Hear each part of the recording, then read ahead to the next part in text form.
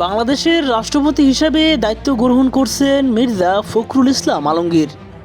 দেশের সর্বোচ্চ সাংবিধানিক পদে অধিষ্ঠিত হওয়ার পর অনেকের মনেই প্রশ্ন, রাষ্ট্রপ্রধান হিসেবে তিনি ঠিক কত টাকা বেতন পাবেন।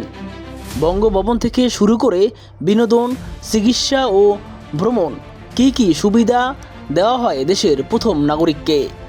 আজকের ভিডিওতে আমরা সংবিধান ও রাষ্ট্রপতির বেতন ভাতা আইনের আলোকে বিস্তারিত জেনে নেব। The president remuneration and privilege অ্যাক্টের সর্বশেষ সংশোধনী অনুযায়ী বাংলাদেশের রাষ্ট্রপতির মাসিক মূল বেতন 1,20,000 টাকা।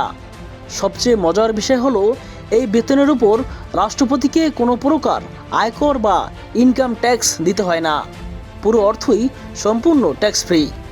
মূল বেতনের পাশাপাশি তিনি প্রতি মাসে 2,500 টাকা ছুটি ভাতাও পান। রাষ্ট্রপতির প্রধান বাসভবন হল ঐতিহাসিক বঙ্গভবন। বঙ্গভবনের মেরামত, সাজসজ্জা এবং রক্ষণাবেক্ষণের খরচ বহন করে সরকার। এমনকি তিনি যদি বঙ্গভবনের বাইরে তার নিজস্ব বাড়িতেও অবস্থান করেন, তবুও সব ধরনের ইউটিলিটি বিল যেমন গ্যাস, বিদ্যুৎ, পানি ও টেলিফোন বিল সম্পূর্ণ রাষ্ট্রীয় কোষাগার থেকে পরিশোধ করা হয়। রাষ্ট্রপতি ও তার পরিবারের খাবার খরচ, বঙ্গভবনে দেশি বিদেশি অতিথিদের আপ্যায়ন, বিশেষ উৎসব বা ইফতার মাহফিলের যাবতীয় ব্যয় রাষ্ট্রীয় খাত থেকে প্রদান করা হয়।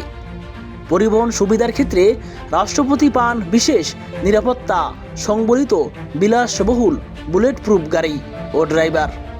যে কোনো দাপ্তরিক বা বিদেশি সফরে খরচ সম্পূর্ণ সরকারি। পাশাপাশি বিমান ভ্রমণের জন্য বার্ষিক 27 লাখ টাকা পর্যন্ত ট্রাভেলস ইন্স্যুরেন্স কাভারেজ দেওয়া হয়। চিকিৎসার ক্ষেত্রে রাষ্ট্রপতি এবং তার উপর নির্ভরশীল পরিবারের সদস্যরা দেশে ও বিদেশে বিশেষজ্ঞ ডাক্তারের চিকিৎসাসহ যাবতীয় চিকিৎসা সুবিধা সম্পূর্ণ বিনামূল্যে পান।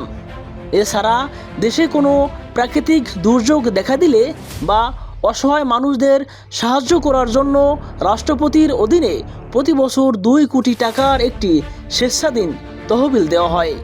এই তহবিল তিনি তার বিবেচনা অনুযায়ী দান বা বিতরণ করতে পারবেন। দায়িত্ব পালন শেষে অবসরে গেলেও সাবেক রাষ্ট্রপতি হিসেবে তিনি বিশেষ মর্যাদা ও সুবিধা পান। তিনি আমৃত্যু তার বেতনের 75% অর্থাৎ মাসে 90,000 টাকা পেনশন পান। একজন ব্যক্তিগত সহকারী, পিএ, অ্যাটেন্ডেন্ট, অফিস খরচ, সরকারি গাড়ি, টেলিফোন সুবিধা এবং ডিপ্লোম্যাটিক পাসপোর্ট পান। রাষ্ট্রপ্রধান হিসেবে দেশের সম্মান রক্ষার পাশাপাশি সংবিধান অনুযায়ী এই সমস্ত সুযোগ সুবিধা পাওয়ার অধিকার রয়েছে রাষ্ট্রপতির।